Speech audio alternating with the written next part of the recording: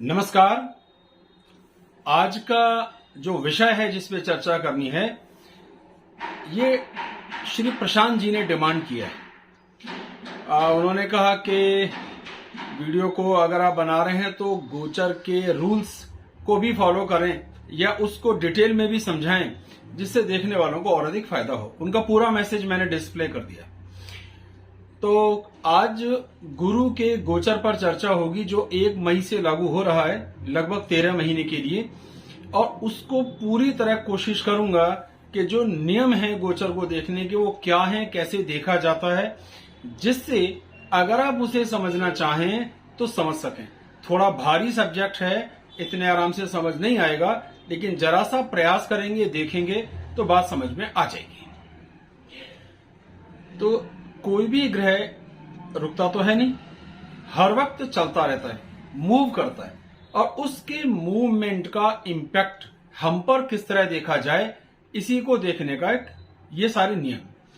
तो सबसे पहला नियम समझिए, वो ये है कि वो केवल 5 भावों में आपकी लग्न या राशि, इसमें भी बड़ा भेद है। कहीं ऐसा नहीं लिखा कि केवल चंद्र राशि से देखें, प्रायोरिटी दी है पर गारंटी नहीं। और ऐसा भी इंकार नहीं है कि लग्न से नहीं देखा जा सकता। मेरा अनुभव कहता है गोचर को भी लग्न से देखिए, ज्यादा अच्छे फल प्राप्त होंगे। और आसान तरीका, लग्न से भी देखिए, राशि से भी देखिए, और दोनों के एवरेज को मिला जुला प्रभाव मान के चलें, ये ज्यादा आसान हो जाएगा। तो सारे भावों में वो अच्छा फल नहीं दे सकता, इसका नियम फिक्स है। ठीक है, तो अब कौन से 5 भाव होते हैं जिनमें वो फल देगा? वो 5 भाव हैं: दूसरा, 5वां, 7वां, 9वां और 11वां भाव। या तो लगन से दूसरा, 5वां, 7वां, 9वां, 11वां देख लो, या चंद्र से। अभी अब मैं लगन बोल के ही चलूंगा, आप दोनों से देख सकते हो। तो अगर इन भाव में वो होगा तो शुभ फल देगा, ये पहला नियम हो गया। तो इसका मतलब केवल 5 ऐसी लग्न हो सकती हैं जिसमें शुभ फल देगा। 12 में से 5 कम कर दो, 7 लग्नों को शुभ फल नहीं देगा। लेकिन यहां ये बात इतनी सीधी है नहीं। वो शुभ फल देगा के लिए भी एक कंडीशन लागू है, वो ये, और अलग अलग लागू है, एक साथ नहीं है। वो ये है कि अगर वो लग्न से दूसरे भाव में है तो 12वें भाव में किसी ग्रह को नहीं होना चाहिए। यानी आपकी कुंडली में, आप स्क्रीन पे भी देख पा रहे हैं कि मैंने क्या बोल रहा हूं, कि लगन से दूसरे भाव में अगर गोचर में गुरु आया है वृषभ राशि का, तो ये मेष राशि के लिए होगा। मेष लगन के हिसाब से देखोगे तो आएगा। तो दूसरे भाव में अगर गुरु है तो लगन से 12वें यानी 12 नंबर पर कोई ग्रह नहीं होना चाहिए। अगर होगा तो इसे कहते हैं वेध, यानी बिंद गया, अवरोध हो गया, ऑब्स्टेकल हो गया। वो अब अपना शुभ फल स्थगित कर देगा, नहीं देगा। ठीक है। दूसरी बात होती है कि वो 5वें भाव में अगर है तो 4थे भाव में कोई ग्रह नहीं होना चाहिए। इसी तरह 7वें भाव में है तो 3रे भाव में कोई ग्रह नहीं होना चाहिए। अब ये आगे लिस्ट पूरी आप स्क्रीन पे देख पा रहे हैं। तो ये हुआ पहला तरीका। अब इसमें उल्टा तरीका भी है कि जो 7 भाव बच गए वो बुरा फल देंगे, लेकिन ये जरूरी नहीं है कि वो बुरा फल देंगे। अर्थ ये निकला कि अगर मान लीजिए गुरु 12वें घर में चल रहे हैं और दूसरे भाव में कोई और ग्रह है, तो ये फिर वेद हो गया, वाम वेद, विपरीत वेद हो गया। तो अब वो अपना बुरा फल भी नहीं दे सकता, न्यूट्रल हो गया। तो पहले हमने 5 भाव देखे, 2, 5, 7, 9 और 11। इनमें होने पर तो देगा शुभ फल। लेकिन अगर वो मीन, कर्क, मिथुन, मकर और वृश्चिक में है, और क्रमशः मीन में है तो दूसरे भाव में कोई ग्रह होगा, तो वेद हो गया, वाम वेद, विपरीत वेद हो गया। यानी ऑब्स्टेकल के ऊपर एक और ऑब्स्टेकल आ गया, या ऑब्स्टेकल कैंसिल हो गया, तो वो अब अपना अशुभ फल नहीं देगा। तो 5 राशियों में शुभ देगा, 5 में अगर वेद आ गया तो अशुभ फल नहीं देगा। दो राशियां यहां फ्री रह गई जिनमें वो अपना फल नुकसान का देगा ही। ये थोड़ी कॉम्प्लिकेटेड जरूर लग रही होगी, पर जब मैं एक एक करके सारी लग्न को दिखाऊंगा तो मुझे उम्मीद है ये बात समझने में ज्यादा दिक्कत नहीं होगी, समझ में आएगी। मेष से शुरू करते हैं और जो भी मैं स्क्रीन पर फोटो दिखाऊंगा उसमें ग्रह को नीले रंग से लिखूंगा और जिस कारण वेद हो रहा है उस ग्रह को लाल रंग से लिख दूंगा, जिससे समझना थोड़ा सहज हो जाए। तो मेष लग्न के लिए जो स्थिति रहेगी वो ये रहेगी कि गुरु दूसरे भाव में आएंगे और दूसरे भाव में वो शुभ है। आप स्क्रीन पर वो पूरी लिस्ट देख रहे हैं कहां शुभ और कहां वेद है। तो यहां वो शुभ है, लेकिन 12वें भाव में राहु हैं जो लगातार उतने समय तक बैठे रहेंगे जितने समय तक गुरु वहां बैठे रहेंगे। तो इसका अर्थ क्या निकला? इसका अर्थ यह निकला कि मेष लग्न वालों के लिए गुरु के इस गोचर का कोई शुभ या अशुभ प्रभाव नहीं होगा। लेकिन अब ये बात इतनी भी सिंपल नहीं है। वो ग्रह जहां बैठा है वहां शुभ या अशुभ फल की बात तो करता है, पर उसकी दृष्टियों के प्रभाव जरूर काउंट होते हैं। तो अर्थ ये निकला कि बृहस्पति की एक दृष्टि 6ठे भाव पर पड़ेगी, एक 8वें भाव पर पड़ेगी और एक 10वें भाव पर पड़ेगी, और कहीं भी शुभ दृष्टि नहीं है। 8वें भाव पे दृष्टि का विशेष लाभ होगा नहीं, 6ठे भाव पर शत्रु दृष्टि और 10वें भाव पर नीच दृष्टि का फल आ रहा है। तो मिला जुला करके देखें तो थोड़ा बहुत सेविंग्स, यात्राएं, भागदौड़ देखने में आ सकती है। तो मेष के लिए कोई विशेष शुभ फल भी नहीं होगा और कोई विशेष अशुभ फल भी नहीं होगा। ये इसको देखने का एक तरीका हुआ। कैसे देखा है? दूसरे भाव में होने पर शुभ फल देगा, पहला नियम। लेकिन 12वें भाव में राहु बैठे हैं जो वहां कोई ग्रह नहीं होना चाहिए था, तो ये शुभ फल का वेद, शुभ फल का ऑब्स्टेकल हो गया और इस ऑब्स्टेकल के कारण कोई शुभ फल की प्राप्ति नहीं होगी। दृष्टियों का प्रभाव सेपरेट है जो मैंने समझाया। आगे बढ़ते हैं। अब बात करते हैं वृषभ लगन की। वृषभ लगन में ही बृहस्पति बैठे और पहले भाव में बैठने पर वो शुभ फल नहीं देगा। व्यर्थ की यात्राएं, स्वास्थ्य की चिंताएं, तनाव, फ्रस्ट्रेशन, इस तरह की बातें हो सकती हैं। इसका सीधे सीधे अभी कोई वेद नहीं हो रहा है जितना मैंने आपको बताया। आगे चल के जो आएगा वो भी बता दूंगा। तो अभी कुल मिलाकर अर्थ है कि इसके प्लेसमेंट का तो आपको फायदा नहीं हो रहा है, भविष्य में इसका फायदा होगा, तब उसको देख लेंगे। अब इसकी दृष्टियां कहां पड़ रही हैं? 5वें भाव पर, तो संतान की प्राप्ति का योग बनेगा। 7वें भाव पर बन रहा है तो वैवाहिक जीवन के सुख प्राप्त होने, विवाह होने की संभावनाएं बनेंगी। और 9वीं दृष्टि आ रही है 9वें भाव पर, तो इसका अर्थ निकलेगा कि संतान की प्राप्ति, संतान से संतान की प्राप्ति मतलब पौत्र पौत्रियों का पैदा होना, संतान का पैदा होना, विवाह के होने की संभावनाएं तो देगा, ये वाले गुण जरूर देगा, पर प्लेसमेंट के हिसाब से वो कोई फल प्राप्त नहीं होगा, अशुभ फल प्राप्त होगा सेहत को लेके। मिथुन की बात करते हैं तो मिथुन में ये 12वें भाव में आएगा। अब जब कोई ग्रह 12वें भाव में आएगा तो अब ध्यान दीजिए कि 12वें भाव में वो अशुभ फल देगा। लिस्ट को देखो ध्यान से। अब उसकी अशुभता को कम करने के लिए कि वो अशुभ फल ना दे, उसका वेद होना जरूरी है। और वेद कब होगा? कि जब 12वें घर में गुरु होगा तो दूसरे घर में कोई ग्रह होना चाहिए। अब गोचर का एक और बात समझिए, लगातार कोई ग्रह रह नहीं सकता। बृहस्पति तो बहुत लंबे समय चलते हैं, गुरु की लंबाई 13 महीने की है एक राशि में रहने की, लेकिन मंगल अगर आएंगे तो लगभग 45 दिन, सूर्य आएंगे 30 दिन, शुक्र और बुध आएंगे लगभग 24-25 दिन। तो ये इतने समय के लिए वेद देंगे। वो कौन सी डेट होगी? सूर्य यहां पर वेद करेगा केवल 15 जुलाई 24 से 15 अगस्त 24 तक। इस एक महीने कोई अशुभ फल बृहस्पति के यहां होने का नहीं होगा। मंगल यहां पर वेद करेगा 20 अक्टूबर 24 से 21 जनवरी 25 तक, यहां पर भी ये वेद करेगा। तो ये दो ग्रह समय के साथ वेद करेंगे। अर्थ क्या निकला? कि कोई ग्रह गोचर में लगातार अशुभ नहीं होता, लगातार शुभ भी नहीं होता, परिस्थितियों के हिसाब से उसमें फर्क आ सकता है। तो 2 टाइम सेगमेंट मैंने आपको लिख करके भी दे दिए, इन दौरान उसका अशुभ फल प्राप्त नहीं होगा। अब बात करते हैं क्या अशुभ फल प्राप्त होगा। 12वां घर है खर्च हो जाने का, नुकसान होने का, यात्राओं का, भागदौड़ का, कभी कभी अस्पताल का। तो बहुत सा पैसा खर्च होगा, बहुत सी भागदौड़ देखने में आएगी, लेकिन दृष्टि प्रभाव से यह संभव हो सकता है कि मकान खरीदने, वाहन खरीदने का कोई योग बने, इसका फायदा देखने में आ सकता है।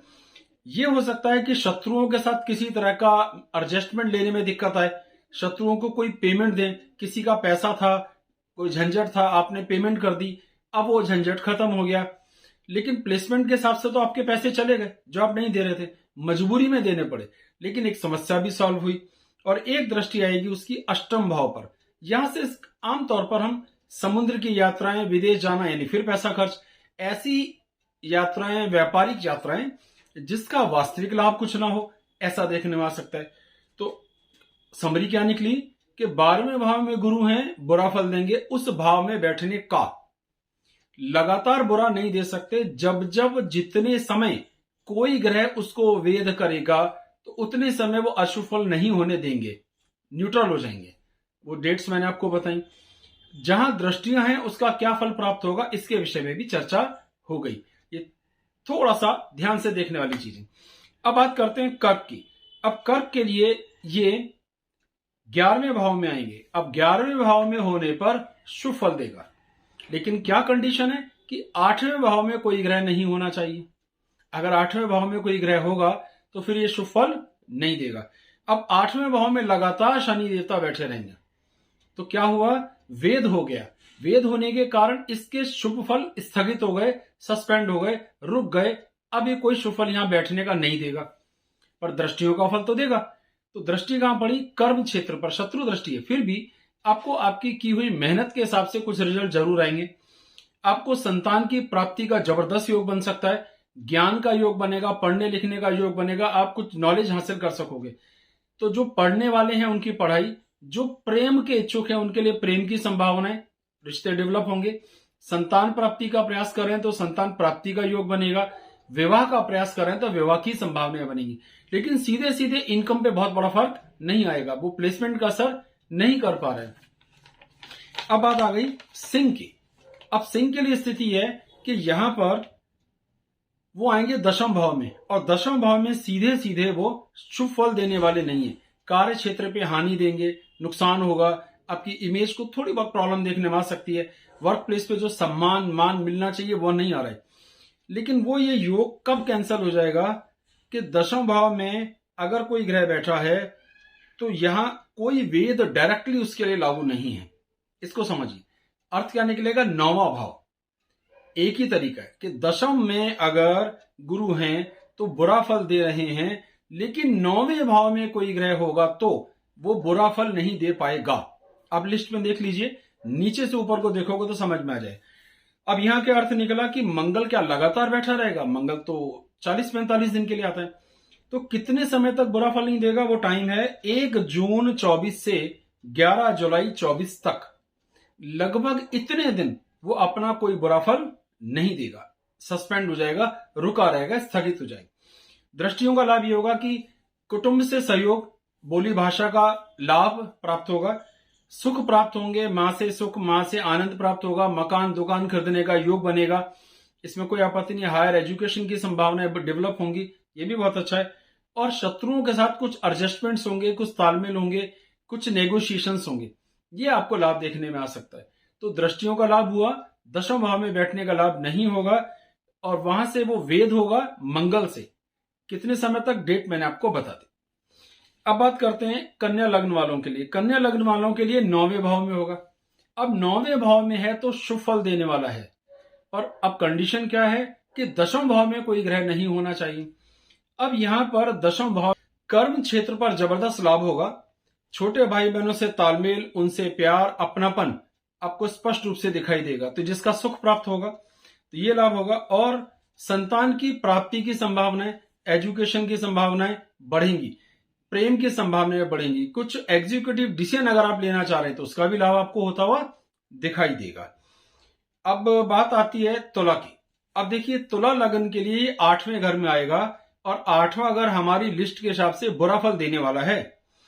लेकिन ये कब बुरा फल नहीं देगा, देखिए 8वां घर में है, लेकिन अगर 11वें घर में कोई ग्रह आ जाए तो उस बुरे फल का वेद हो जाएगा। तो पहले बुरा फल समझते हैं क्या होगा। 8वें घर में वो हमें लॉसेस दे सकता है, हमारी जमा पूंजी खर्च हो सकती है, कुछ हद तक ऐसा हो सकता है हमारी मेहनत हमें रिजल्ट ही ना निकाल के दे, फिजूल की भागदौड़ होती रहे, फिजूल का पैसा ब्लॉक होता रहे, बहुत अधिक भागदौड़ हो पर रिजल्ट कुछ ना है, ये संभावना है। अब वेद कब होगा? देखिए यहां पर 3 ग्रह इसको वेद को देंगे जिससे उतने टाइम सेगमेंट में बुरा फल प्राप्त नहीं होगा। पहला है बुध का, वो 19 जुलाई 24 से 23 सितंबर 24 तक रहेगा, यहां पर ये वेद होगा।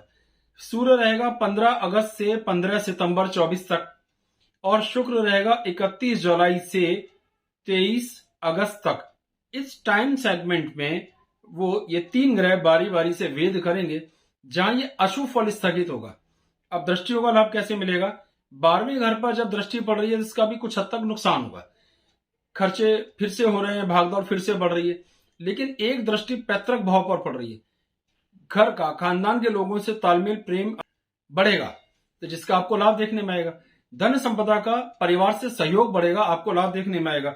और सुखों के घर पर भी दृष्टि पड़ रही है, बेशक नीच दृष्टि, लेकिन फिर भी कुछ हद तक वहां भी आपको थोड़ा लाभ देखने में आएगा, क्योंकि बृहस्पति यहां कारक भी नहीं है, इसलिए लगभग इसका कोई अच्छा फल यहां प्राप्त नहीं होगा, खराब फल प्राप्त होगा।